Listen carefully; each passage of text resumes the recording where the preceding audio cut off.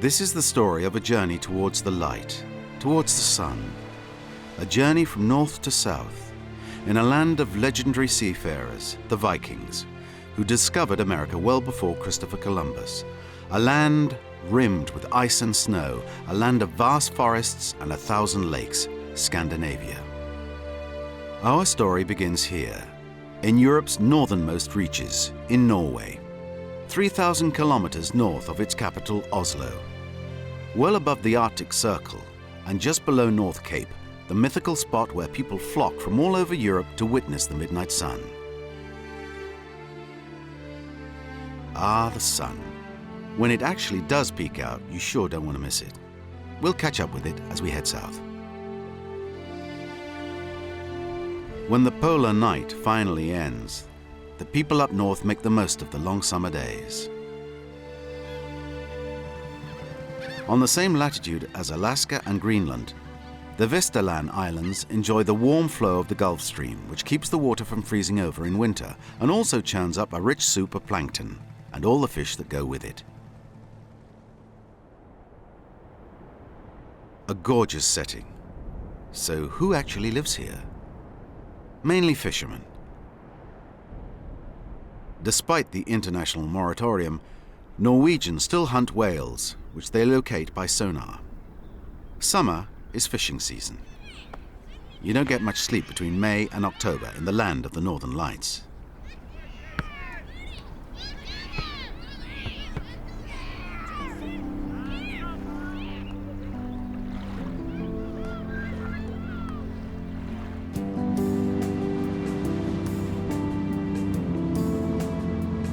We head south. The Coastal Express sails daily, summer and winter alike. 34 calls between Kirkenes and Bergen. But it also provides service to Spitsberg and Greenland. Quite an itinerary.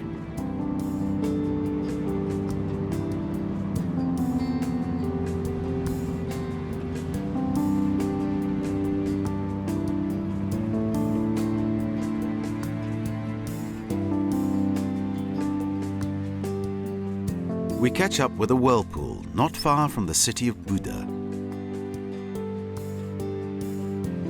It's the strongest swirling eddy in the world.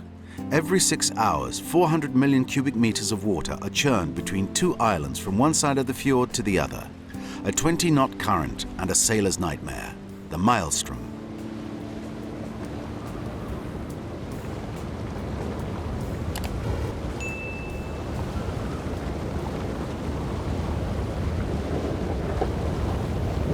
They say sometimes even fishing boats get caught up in the swirl that can measure up to 10 meters in diameter and 5 meters deep.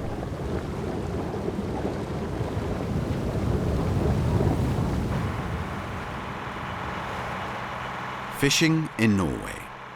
Think long expeditions out at sea, in all sorts of weather, or just about. There's still plenty of fish here, not like the rest of Europe. They catch fresh cod, herring, haddock, and coalfish. A recent agreement has been reached between Norway and the EU, for example, to protect the blue whiting, which scientists say is endangered. Even if there's constant renegotiation, the EU fishing management programs have helped maintain stocks.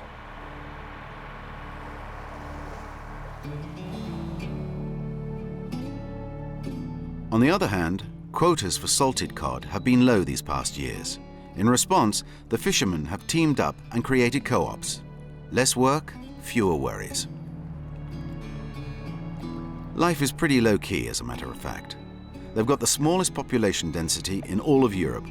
4.5 million Norwegians for over 60,000 kilometers of coasts.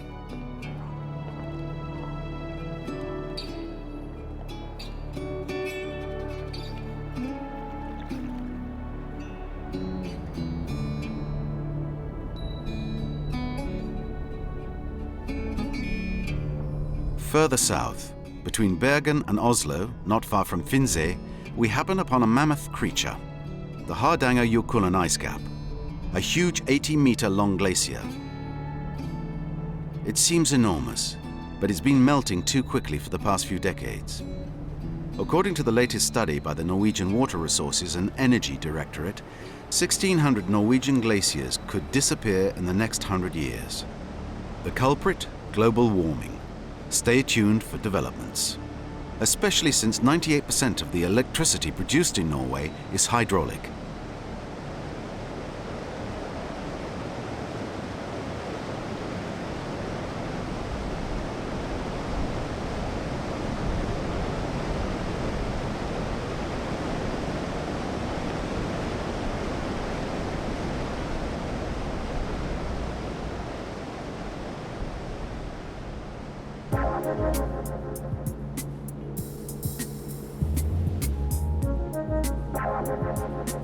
Way in the south of the country, at the end of a fjord, lies a city that enjoys a true microclimate. Oslo, the capital of Norway. This is where agriculture began 5,000 or 6,000 years ago. While the north was populated mostly by fishing communities, people in the Oslo fjord turned to farming. Today, Norwegians enjoy one of the highest standards of living in the world, thanks mainly to revenues from oil in the North Sea.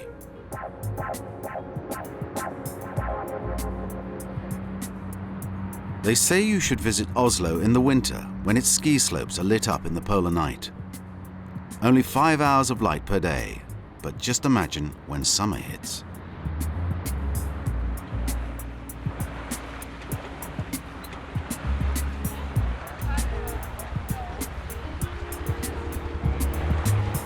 Oslo's inhabitants enjoy a unique living environment. Nature right at your fingertips. Just across from the modern city is the Big Doi Peninsula. Marinas, old rigs. People here in the north love these things. The prosperous Norwegians have developed a real savoir-vivre, almost on a par with the Danes.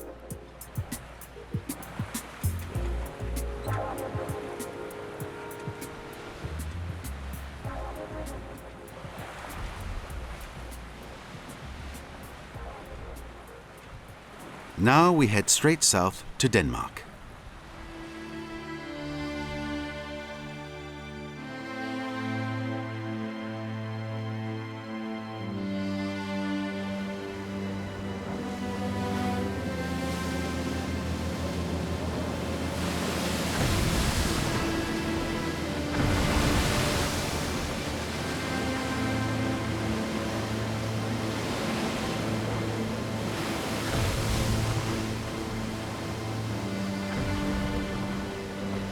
Here we are in Denmark. North of Skagen, a small fishing village, Grennen Point at the very tip of the country, where the waters of the North Sea join those of the Baltic. The light is magical, a real atmosphere, which numerous Danish painters have captured on canvas.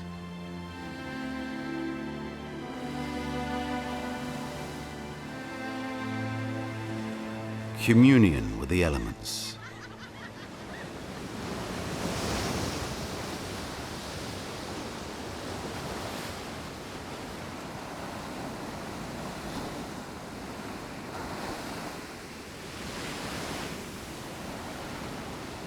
A little patch of unspoiled nature. Perhaps it's this very freedom that people come here to find. Alone with the sea, letting time drift by. We edge along the west coast of Denmark. Krabjerg-Mila, Denmark's giant sand dune, altitude 40 meters. It advances 10 meters per year, thanks to the wind. The Danes have chosen not to stop the dunes, so they can study their evolution better. They believe you shouldn't interfere with natural processes unless it becomes a vital necessity.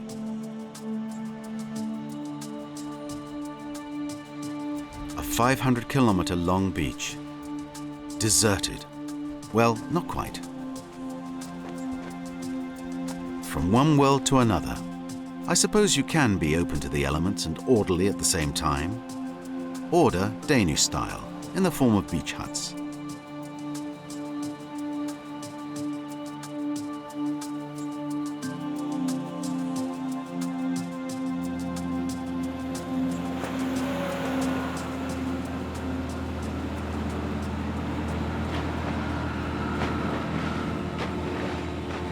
light grows fainter over the southern part of Jutland, a land of dunes and moors, lakes and lagoons.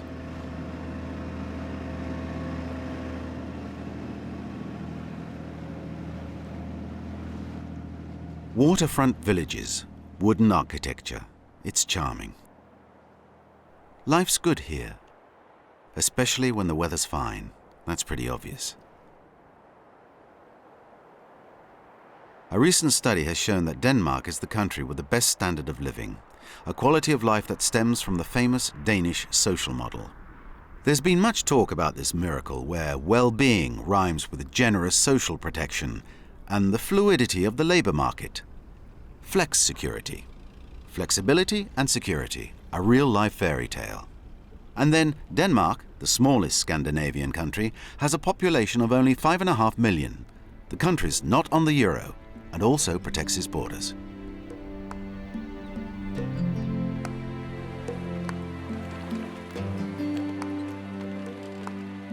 It's true, the Danes want comfort and security. They're also ready for innovation. Let's go and have a look at the capital, Copenhagen.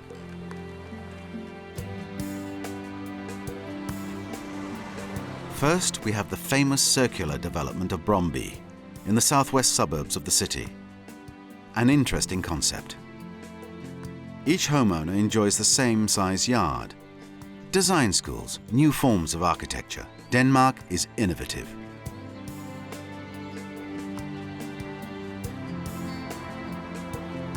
As for downtown Copenhagen, it's baroque. Strategically placed at the gates of the Baltic Sea, Copenhagen is home to close to 2 million people. People still come to see The Little Mermaid, inspired by one of Andersen's fairy tales. More than once her arms have been sawed off by vandals, and she was even unbolted from her rock one night a few years ago, but the police found her at the entrance of the harbour. The city has long been famous for its free public bikes, as well as its renewable energy management. A fourth of the electricity used in the country comes from wind energy produced in wind farms.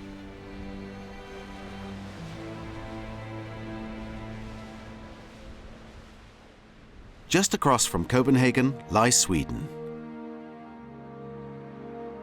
To get there nowadays, we take this amazing bridge that ends in a tunnel through an artificial island. The Øresund Bridge. A highway and a railroad across the strait. It's the longest cable-stayed bridge in the world. A bridge that makes Scandinavia feel a little more connected.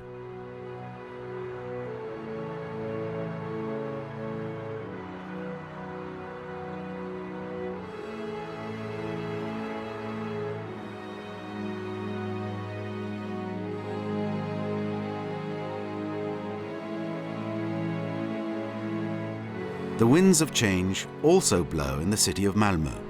Here we have the turning torso, on the edge of the Øresund Strait. Pretty hard to miss.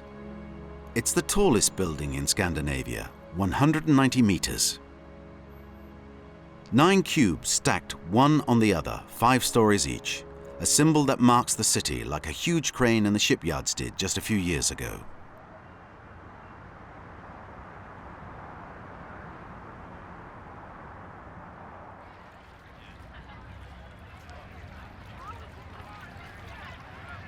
Summer is drawing to a close.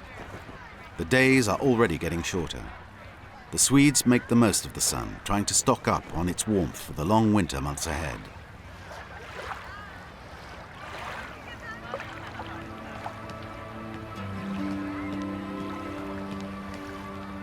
As we head up the east coast of Sweden, past this huge congregation of nudists, we spot the castle of Kalmar, one of the oldest cities in the country. This is where, in 1397, the Kalmar Union was signed, uniting the 3 Scandinavian kingdoms, Denmark, Norway and Sweden, under one monarch. 2 centuries later, Sweden left the Union.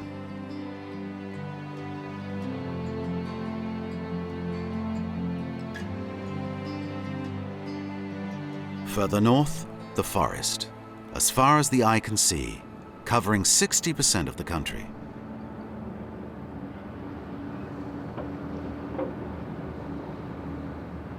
Sweden is the world's third biggest exporter of wood and its byproducts. But here, people try to respect the forest. About time. Only about 5% of old or virgin forest remains. After centuries of intensive exploitation, the Swedes are now working on long-term conservation schemes and ecological restoration. A law that's already 100 years old guarantees the diversity and genetic variation of the forest.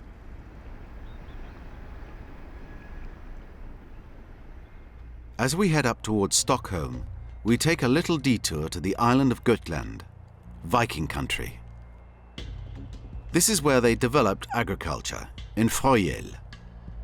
Archaeologists have unearthed evidence that their farming practices and commerce date back several thousand years BC. From Gotland, the Vikings traveled east and even up the Russian rivers. Fjords was an important Viking hub. This tomb here, beside the road, offers proof.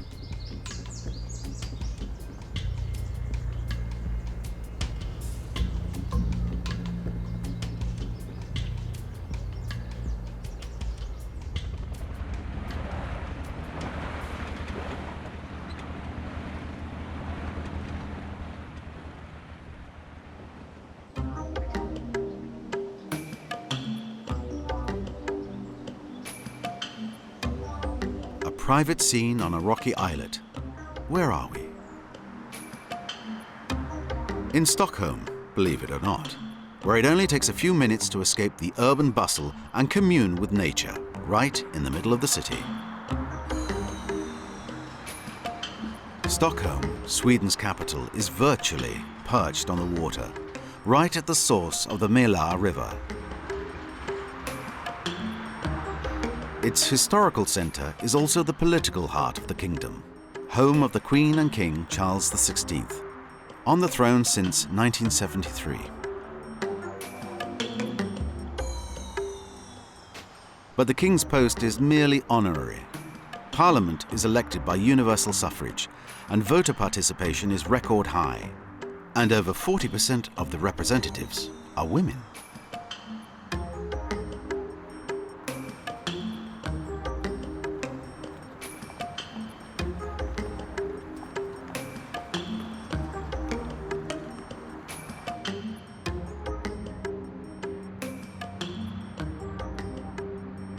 Sweden holds another record, one of the highest life expectancies in the world.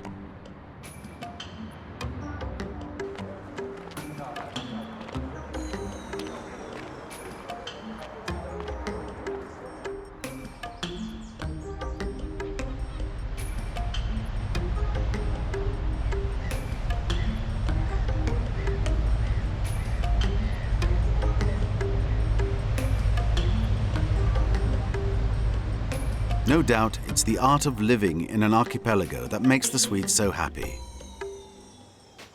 In constant communion with nature. The Swedes often opt out of bridges to get from island to island. They prefer the tranquility and charm of ferry boats.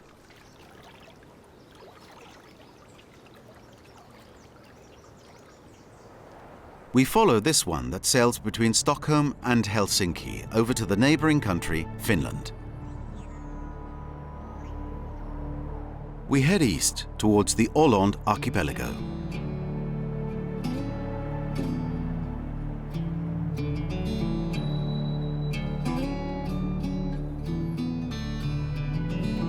This is Roland. Here, in winter, people go right across the ice to get from island to island. There are even ice skating excursions, complete with backpacks and ski poles. The ferries are replaced by roads marked out right on the ice. For now, though, it's summer, and we're in Marinam. The city is dominated by the stately Pommern, a four-masted windjammer with a steel hull, anchored in the harbour.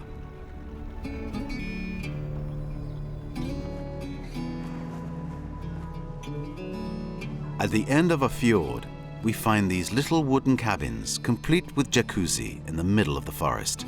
We're sorely tempted to stop off and enjoy the bubbles. Don't you wish you lived here?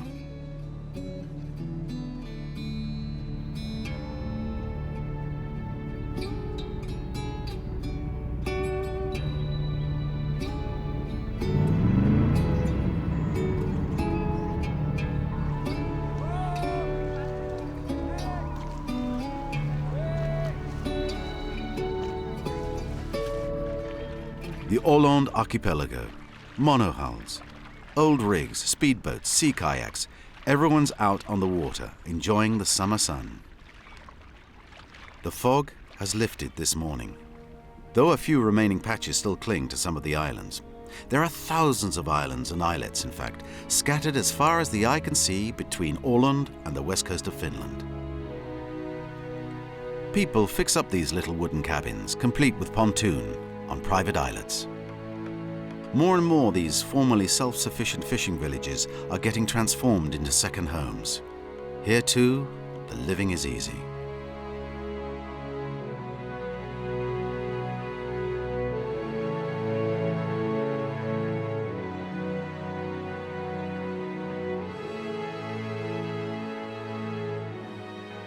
Now on the mainland, and Naantali, a city on the west coast, one of the richest cities in Finland with a renowned spa resort. The Finns enjoy a spa culture, something which dates back 6,000 years. In fact, the word sauna comes from Finnish and Lap. For the Finns, the sauna is a sacred place where you go for purification of both body and mind. It's a national institution. We spot an estate peeking through the forest across the harbour of Naantali, the summer residence of the President of Finland. Hey, there's the flag. She must be there. The man is called Kultaranta and boasts a French-style garden. And here's a more modern version of Finland, the leading builder of cruise ships. The world's largest one was built here in this shipyard, the Freedom of the Seas. The figures are stunning. 16 hectares of deck surface, close to 6,000 passengers.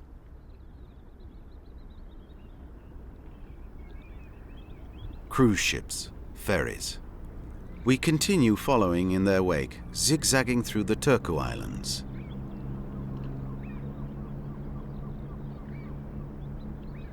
There are little houses perched out on the rocks, and little islands with lots of spots to drop anchor, sheltered from storms.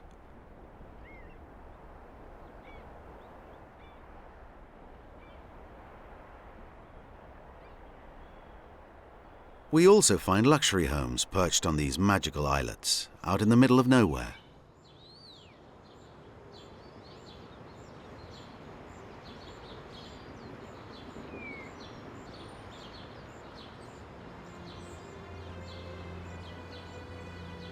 Near Honko, a former thermal resort in vogue with the Russian nobility, an old spa complex nestled in the forest.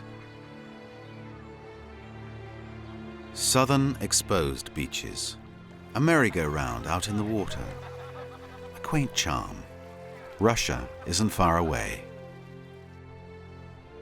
It feels like a different day and age. The wind turbines off the southern coast bring us back to the present. In the blink of an eye, Finland has left its agrarian society behind and gone high-tech.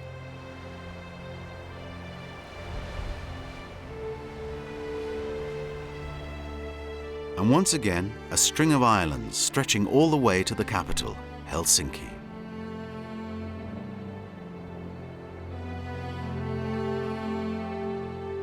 A few storm clouds cast dark shadows on the city and harbour. From time to time, the sun breaks through to drench the buildings in light. Helsinki, population 500,000, a city at the junction of the West and Russia, the era of the Tsars. Soon it'll be winter and the water will freeze over. No more ferry rides. Instead, there'll be icebreakers, opening up the sea routes to Sweden, Estonia, or nearby St. Petersburg. The Scandinavians will shift into their winter mode. Meanwhile, better enjoy the last few moments of sun before it disappears with the long dark weeks of the polar winter.